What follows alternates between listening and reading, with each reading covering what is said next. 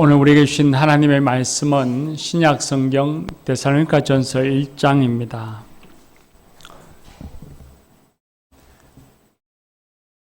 데살로니가전서 1장 1절에서 4절의 말씀입니다. 신약 성경 329쪽에 있습니다.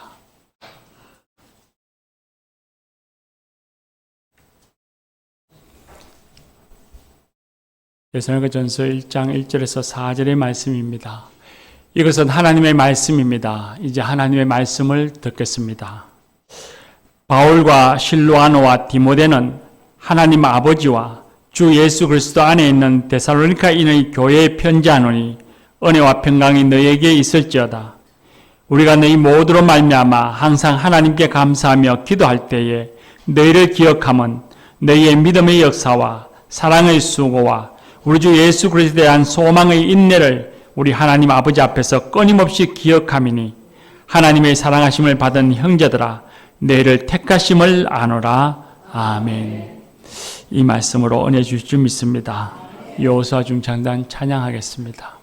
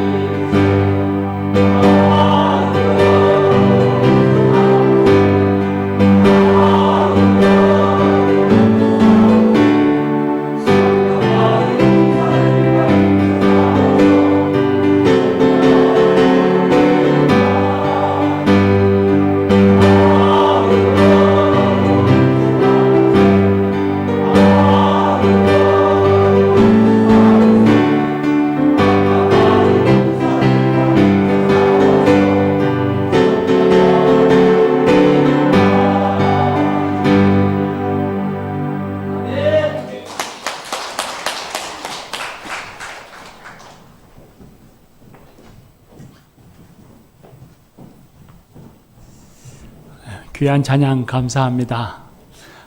저희들이 늘 믿음으로 승리하는 성도들이 되십시다. 말씀을 전하기 전에 간증을 하나 하려고 합니다. 지난번에 두 분의 권사님과 한 분의 장로님과 함께 기도 연대를 했습니다.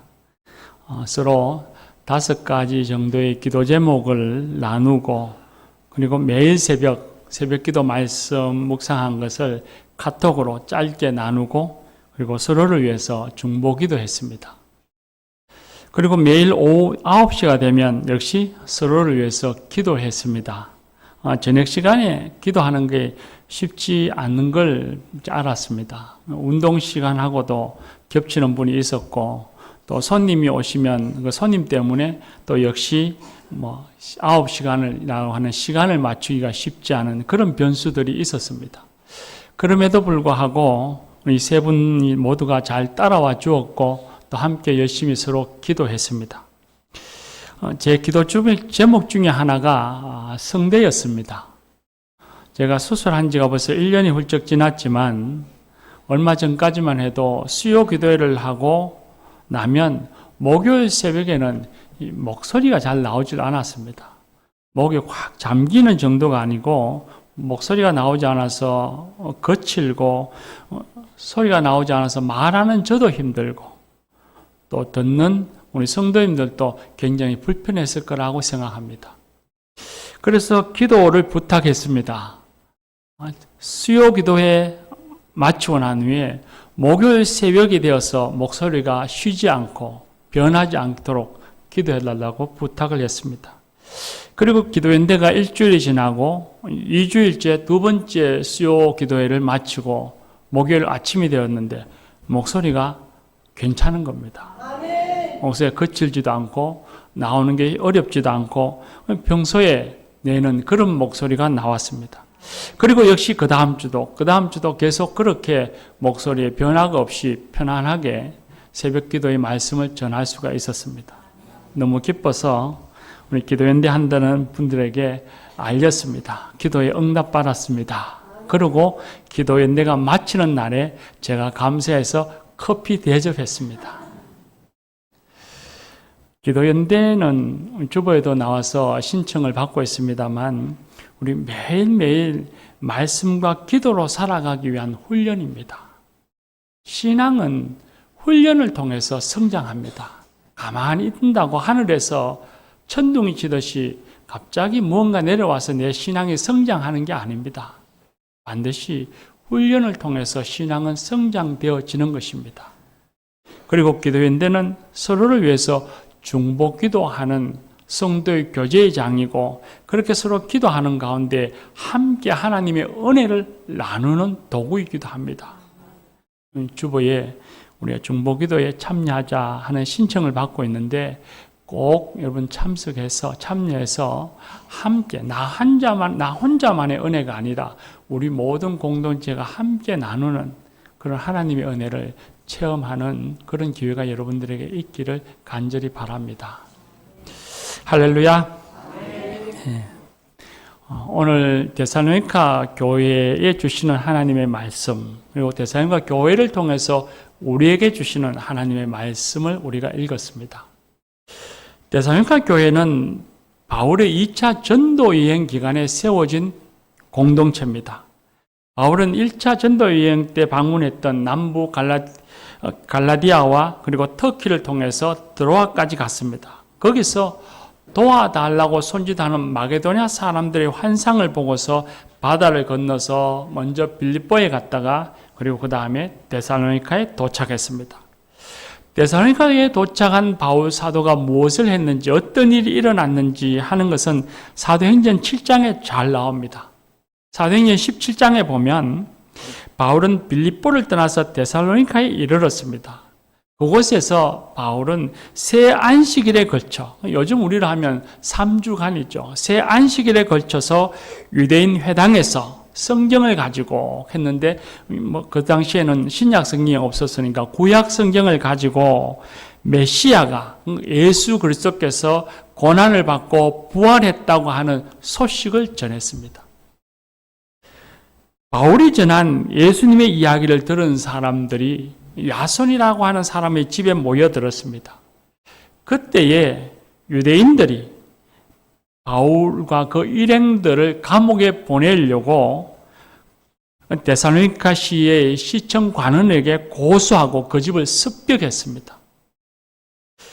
데살로니가 유대인들은 그 시청 관원에게 말하기를 저 사람들 야손의 집에 모여있는 그리스도인들, 그들은 세상을 소란케 하는 사람들이다. 그렇게 고소했습니다.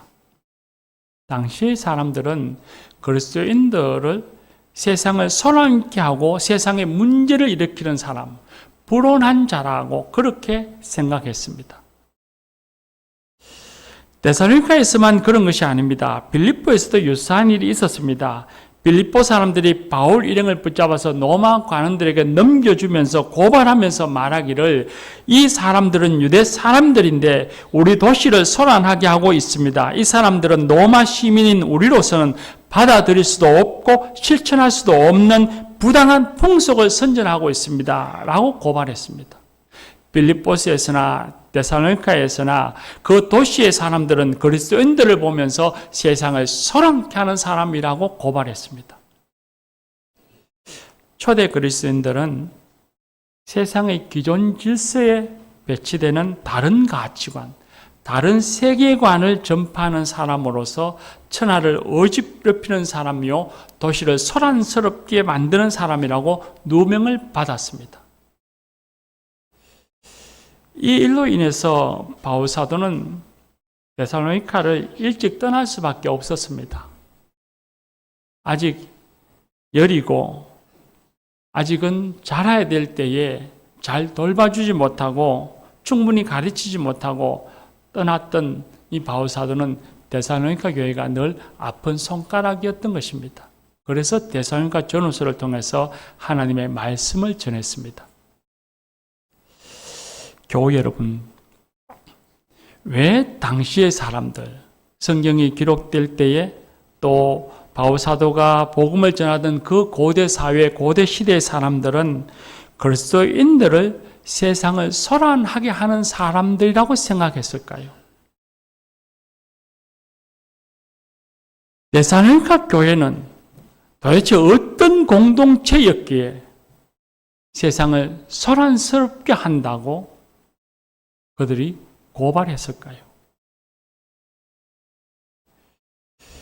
오늘 우리가 읽은 1절 말씀에 보면 바울과 실와노와 디모데는 이렇게 세 사람의 이름이 나옵니다. 이 세 사람은 이 데살로니가 전서를 보내는데 발신자의 이름이고 바울과 함께하는 동역자의 이름이죠. 그 다음에 수신자가 나옵니다. 수신자가 하나님 아버지와 주 예수 그리스도 안에 있는 데살로니가인의 교회라고 했습니다. 데살로니가 교회가 도대체 어떤 공동체인가? 왜 그들에게 그렇게 소란스럽게 한다고 하는 누명을 받았을까? 데살로니가 교회는, 공동체는 하나님 아버지와 주 예수 그리스도 안에 있는 공동체라는 겁니다. 그럼 데살로니가 교인들, 그리스도인들은 어떤 사람인가? 그들은 하나님 아버지와 주 그리스도 예수 안에 있는 사람들이라는 것입니다.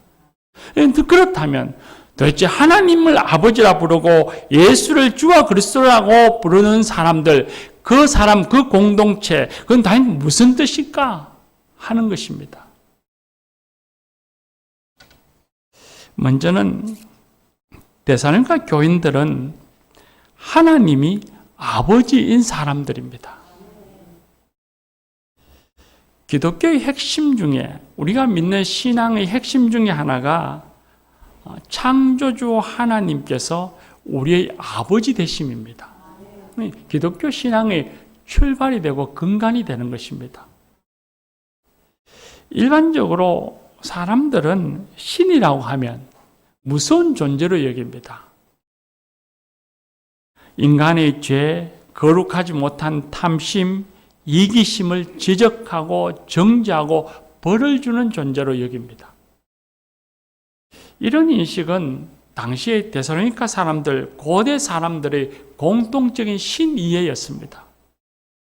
고대 사람들은 신이 재난을 내리지 않을까 두려워하면서 도시의 높은 곳에 신전을 짓고 온갖 신들에게 제사를 드리면서 그 신의 분노를 잠재우려고 노력했습니다. 그런데 바울과 데살로니가 교회는 하나님을 두려워하는 사람들이 아니라 하나님을 아버지라 부르는 공동체였습니다. 하나님을 아버지라 부르는데 그 아버지는 어떤 아버지인가 하면 사람의 죄를 용서하시기 위해서 사랑하는 독생자를 이 땅에 보내셨고 십자가의 죽음에까지 내어주시는 그런 사랑의 아버지였습니다. 예수님이 탕자의 비유에 나오는 것처럼 사람이 잘못을 할지라도 버리지 않고 언제든지 돌아오기를 기다리고 돌아오는 사람을 보면 그를 기뻐하고 품에 안아주며 잔치를 베풀어서 그를 다시 아들의 자리로 복권시켜주는 그런 아버지였습니다. 한마디로 말해서 우리가 허물과 잘못이 많고 부족할지라도 그럼에도 불구하고 사랑의 끈을 놓지 아니하시고 사랑하시는 바로 그런 아버지입니다. 우리가 흔히 아는 꼰대 같은 아버지, 엄격한 아버지의 이미지가 아닙니다. 예수님을 알기 전, 만나기 전에 신이라고 하면, 하나님이라고 하면 나를 형편없는 놈이라고 지적하고 잘못을 벌하는 분이라고 생각했는데 예수님을 만나고 난 이후에, 예수님을 알고 난 후에 하나님은 완전히 다른 분이었습니다. 나를 있는 그대로 받아주시고 사랑하시고 기다려주시고 내게 힘을 주시는 아버지였습니다. 바로 그런 아버지를 발견한 사람들, 하나님과 친밀한 관계에 있는 사람들, 그들이 바로 그리스도인입니다. 그리고 하나님과의 이 수직적인 관계를 발견하고 회복한 다음에 옆을 보니 이 사람도 하나님이 아버지인 사람이고, 옆에 보니 이 사람도 하나님이 아버지인 사람들이고, 주위를 둘러보면 다 하나님이 아버지인 사람들이 모여있는 곳, 그곳이 바로 교회입니다.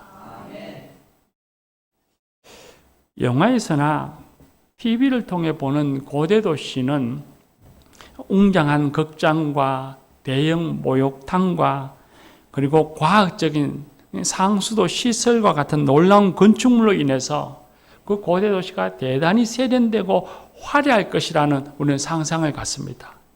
그러나 실제로는 그렇지 않습니다. 우리가 조금만 상상력을 발휘해서 생각해 보면 고대 도시에 화장실은 어떻게 사용했을까요? 아마 제가 여기서 자세히 말하면 점심을 못 드실 분도 계실 겁니다. 고대 도시는 현대 도시와는 비교할 수 없을 정도로 생활 자체가 아주 열악하고 끔찍했습니다. 그런데도 불구하고 시골의 사람들은 일자리를 찾기 위해서, 먹고 살기 위해서 도시로 꾸역꾸역 모여 들어왔습니다. 그러니 그 도시에는 노숙인, 빈민, 고아, 과부로 가득 차 있었습니다. 그런 현실에서 그 도시 속에 살고 있는 사람들이 다른 이들의 생존을 돌아볼 여유가 있었겠습니까? 다른 이들이 어떻게 살아가는지 그건 돌아볼 여유도 없고 오직 자신의 생존을 위해 오늘 하루 먹거리를 구하기 위해서 온갖 악행도 서슴지 않는 그런 삶을 살았습니다. 자기의 생존을 위해 타인을 이겨야만 하고 타인을 죽여야만 살 수 있는 그런 도시 생활이었습니다. 그런데 교회는 사뭇 달랐습니다. 하나님이 아버지가 된 사람들, 그 감격을 깨닫는 사람들, 그 복을 누리고 있는 사람들이 모였습니다. 그들은 서로를 사랑하고 서로 존중하고 서로 배려하고 어려움이 있으면 위로하고 그 어려움을 함께 해결하기 위해서 노력했습니다. 그리고 함께 모여서 찬양하고 노래하며 떡과 음식을 함께 나누어 먹었습니다. 만나면 그렇게 반가운 그런 관계의 사람들이었습니다. 데살로니가에 바로 그런 사람들의 모임, 새로운 공동체가 세워진 것입니다. 데살로니가 도시의 사람들이 보기에는 그렇게 생활하는 그리스도인들을 바라보니 그들은 자기들과는 다른 신을 섬기고 그리고 자기들과 다른 삶을 살아가는 그 그리스도인들을 보고서는 그런 놀라워하면서 또 한편은 부러워하고 그리고 한편은 위기를 느끼고 적대감을 가졌던 겁니다. 두 번째는 주 예수 그리스도 안에 있는 공동체라고 했습니다. 예수님을 구원자요, 주라고 믿고 고백하고 살아가는 사람들의 모임이라는 것입니다. 예수님을 주라, 큐리오스라고 칭한다는 것은 오직 예수님을 믿고 오직 예수님만을 의지하고 예수님의 가르침에 따라 살아가겠다는 어떤 결단이고 또 삶의 태도입니다. 이 그리스도인들은 자기 인생이 내 것이 아니고 또 아무의 사람의 것이나 어떤 물질적 존재가 아니라 내 인생의 주인은 오직 예수님이라고 믿고 그 예수님의 다스림만 받겠다는 사람들입니다. 근데 이런 생각이 그 당시, 지금도 매우 이런 생각을 갖고 이런 고백을 갖고 살아가면 여러 가지 불편한 거 어려움이 있지만 그 당시에는 매우 위험한 생각이었습니다. 그 당시에는 주라고 부르는 큐리오스라고 하는 단어는 오직 로마 황제를 지칭할 때만 부를 수 있는 단어였습니다. 데살로니가 사람들을, 일반 도시의 사람들은 로마 황제를 큐리오스라, 주라 섬기면서 왕의 명령에 따라 왕의 다스림을 받았습니다. 왕의 명령에 따라서 죽기도 하고 살기도 하고 전쟁터에 나가기도 하고 세금을 내면서 그렇게 그 왕의 다스림 속에서 살았습니다. 그리고 왕을 신처럼 여겨서 신전을 세워서 그에게 제사 드리면서 살았습니다. 그것이 당연한 일인 줄 알았고 그것이 지극히 평범한 일이고 보편적인 일이라 절대적이라 그렇게 여겼습니다. 그런데 그리스도인들은 아니었습니다. 그들은 예수님을 큐리오스, 주라고 섬겼습니다. 예수님이 자신의 주인이라고 고백하고 섬기며 살았습니다. 그러니까 도시 사람들이 그리스도인들을 향해서 세상을 소란스럽게 하는 놈들이다 하는 그 말의 의미 속에서는 이 그리스도인들은 황제에게만 쓸 수 있는 큐리오스라고 하는 단어를 예수를 부를 때 사용합니다. 그들은 모두 예수라고 하는 또 다른 왕이 있다고 말하면서 황제의 명령을 거스려 행동하고 있습니다. 저 사람들은 예수를 왕으로 모시는 정치적으로 사회적으로 매우 위험한 놈들입니다. 그런 의미를 갖고 있습니다. 또 하나는 예수님을 그리스도라고 했습니다. 그리스도란 말은 구원자라는 뜻이죠. 교회는 예수님이 우리를 죄에서 구원하시고 그리고 깨어지고 망가진 세상을 다시 심판하시고 회복하시기 위해서 하나님이 보내시겠다고 약속하신 메시아이심을 믿습니다. 그런 공동체였습니다. 세상을 심판하고 그리고 자신들에게 복을 주는 이가 로마 황제가 아니라 바로 죽은 자들 가운데서 살아나신 예수님이라고 믿고 고백했습니다. 우리를 위해서 십자가에 죽었으나 죽음 가운데 있지 아니하고 다시 부활해서 살아나신 분, 바로 그 예수님이 이 인류를 구원하시고 회복시키실 거라고 믿고 고백하며 살았던 겁니다. 데살로니가 교인들은 세상을 심판하시고 회복하시는 예수님을 자신의 주로 받아들인 그런 사람들이었고 교회는 바로 그런 공동체였습니다. 이 공동체, 이 교인들은 로마 황제가 아니라 부활하신 예수님을 바라보며 살았고 예수님을 소망으로 삼고 살았습니다. 이때 이 그리스도인들은 로마 황제의 말이 아니라 예수님의 말씀에 따라서 이웃에 대한 사랑의 수고를 마다하지 않고 살았습니다. 그 도시에 있는 빈민들, 노숙인들, 수많은 고아들, 그들을 돌보며 살았습니다. 데살로니가 도시의 사람들은 그런 그리스도인들을 바라보면서 자신들과는 다른 것을 바라보고 다른 것에 소망을 두고 다른 삶을 살아가는 그 그리스도인들을 바라보면서 놀라워하고 그리고 부러워하고 두려워했습니다. 그 당시 그리스도인들이 돈이 많은 부자여서 재벌이었거나 그리고 엄청난 권세를 가진 권력자였기 때문에 두려워하거나 부러워한 것이 아닙니다. 자신들과는 전혀 다른 삶을 살아가는, 다른 것에 소망을 두고 살아가고 있고 참으로 하나님을 아버지라 부르고 살아가는 그 사람들의 삶의 모습 속에서 부러움을 느끼고 놀라움을 느끼고 위기를 느끼고 적대감을 가졌던 것입니다. 교우 여러분, 이 말씀을 묵상하면서 저와 여러분의 삶을 한번 돌아봅니다.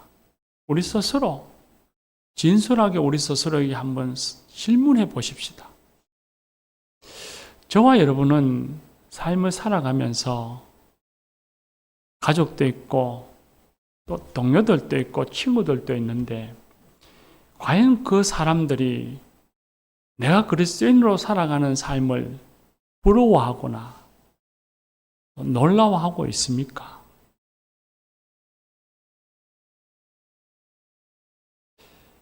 우린 스스로 진솔하게 물어봐야 한다고 생각합니다. 로마 시대 사람이나 로마 시대나 지금 우리가 살고 있는 시대가 전혀 다릅니다. 라는 말로 위안을 삼을 수 없습니다. 왜냐하면 그때나 지금이나 살아가는 삶의 모습이 비슷하기 때문입니다. 우리가 사는 시대도 마찬가지입니다. 여전히 우리가 사는 이 세상은 물질이라고 하는 돈을 자신의 왕으로 삼고 돈의 다스림 속에, 돈의 이끌림 속에 살아가고 있습니다. 그래서 물질 만능주의 시대의 정신 속에 우리는 살고 있습니다. 과학주의 사고에 젖어서 하나님이 어디 계시냐 하며 무엇도 두려워하지 아니하고 자기 욕망을 채워나가고 만족시켜 나가는 불신의 시대에 살고 있습니다.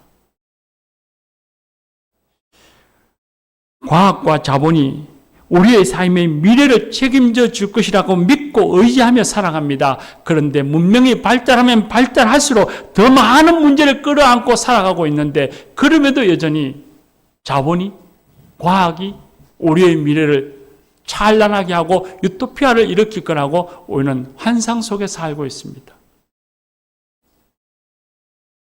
예수님이 세상을 회복하실 우리의 주와 그리스도라 믿지 않습니다. 예수님에게 소망을 두고 살지 않습니다. 예나 지금이나 마찬가지입니다. 그러나 그리스도인은 이런 시대 정신, 이런 문화에 굴복되어지지 않고 휩쓸려 살지 않고 예수님이 자신의 주와 그리스도라고 믿고 예수님만이 우리의 소망임을 확신하고 예수님의 말씀에 따라서 원수를 사랑하는 수고를 마다하지 않는 하나님 나라를 위해서 달려가는 그런 성도, 그런 사람이 되어야 합니다. 아멘. 세상이 부러워하고 놀라워하는 삶을 살아야 합니다. 아멘. 오늘 우리가 읽은 말씀에 보면 1절 말씀에 안에라는 말이 나옵니다. 하나님 아버지와 주 예수 그리스도 안에 있는 데살로니가에 있는 교회라고 하는 안이라는 단어가 나오는데 이 단어는 안과 바깥이라고 하는 공간을 가리키는 단어가 아닙니다. 관계를 나타내는 단어입니다. 하나님과 특별한 관계를 맺고 있다는 표현입니다. 하나님을 아버지라 부르는 관계, 예수를 주라 부르는 관계 속에 있다는 말입니다. 안에 있다는 표현은 특별히 관계 중에서도 소속감을 나타냅니다. 사람의 정체성은 소속감에서 나옵니다. 소속감이 강하면 강할수록 정체성이 더 분명해지고 그게 책임감도 더 강해집니다. 국가에 대한 소속감이 강하면 나는 대한민국 국민인데 하는 이 소속감이 강하면 강할수록 애국심이 더 강하고 국민으로서의 정체성도 더 뚜렷해지는 것과 똑같습니다. 하나님 안에서 그리스도 안에 있는 사람들은 자신의 정체성을 하나님과 그리스도 안에서 찾습니다. 그렇게 정체성을 사는 사람은 어디에 소속된 사람인가? 하나님 나라에 소속된 사람이고 하나님 나라 백성이라는 것입니다. 데살로니가 교회 교인들은 어디에 소속된 사람들이었을까요? 그들은 비록 데살로니가라는 도시에 머물러 살고는 있지만 그 도시, 그 시대의 정신에 매여 있거나 그 땅의 악한 관습에 매여 있는 사람이 아니라 하나님 나라에 속한 사람, 하나님 나라의 가치와 하나님 나라의 소망을 바라보면서 전진해 나가는 사람, 그 믿음을 갖고 살아가는 하나님의 백성들이었습니다. 그들은 그 데살로니가라고 하는 도시에 살았지만 그 도시의 생활에 얽매여서 그곳에 지배받고 살던 사람들에서 이제는 하나님을 아버지라 부르고 예수를 주와 그리스도라 부르며 그렇게 하나님 나라에 속한 사람, 하나님 나라 백성이 되어서 살았던 것입니다. 그래서 그 시대의 그 동시의 사람들은 그런 그리스도인들을 보고 부러워하고 놀라워하며 위기를 느꼈던 것입니다. 그들은 데살로니가에 있었지만 동시에 하나님과 주 예수 그리스도 안에 있었습니다. 이것이 그리스도인이고 이들이 모인 교회, 공동체가 바로 교회입니다. 이 데살로니가 교회의 교인들은 많은 위협과 수모를 겪었습니다. 우린 너무 고전을 통해서 잘 아는 이야기죠. 그리고 매우 악한 환경, 열악한 환경 속에서 신앙생활을 했습니다.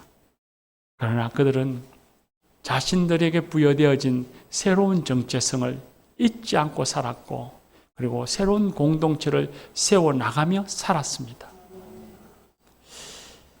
그렇다고 그들이 온전한 성도이거나 완전한 교회라는 말은 아닙니다. 그들도 부족한 것이 있었고 그들 속에도 많은 문제가 있었고 그들은 그 문제들을 알았습니다. 그러나 그들에겐 그 문제를 발견하고 깨달을 때에 우리는 안 돼. 우리는 실패자야. 우리는 부족한 사람들이고 더 이상 아무런 비전이 없어. 그렇게 절망하며 교회를 떠나지 않았습니다. 그런 생각은 사탄이 주는 속삼이고 사탄이 주는 유혹입니다. 데살로니가 교회와 교인들은 자신의 부족함을 깨닫고 자신들의 문제를 깨달아 알 때에 하나님 앞에 나아가서 기도했고 하나님의 말씀을 들으려고 노력하고 애썼으며 하나님의 사랑 그 은혜에 보답하기 위해서 더 열심히 주 대신 예수님을 따라 살아가려고 애쓰고 노력하는 사람들이었고 교회였습니다. 우리도 그리해야 합니다. 교회 여러분, 저와 여러분은 어디에 소속된 사람들입니까? 힘들고 분주한 세상에 우리는 살고 있습니다. 많이들 어렵다고 말하는 시대에 우리는 살고 있죠. 힘들고 어려운 시대에 우리가 살고 있고 이 어려운 도시 생활 속에 우리는 살고 있지만 하나님을 아버지라 부르고 예수님을 주와 그리스도라 믿고 고백하는 하나님 나라에 속한 하나님 백성이라고 하는 사실을 우리 잊지 마십시다. 그 믿음으로 그 정신으로 살아가는 그런 성도들이 되십시다. 그리고 이 교회, 우리 교회를 세상이 놀라워하고 세상이 부러워하는 새로운 공동체로 세워 나가십시다. 기도합시다.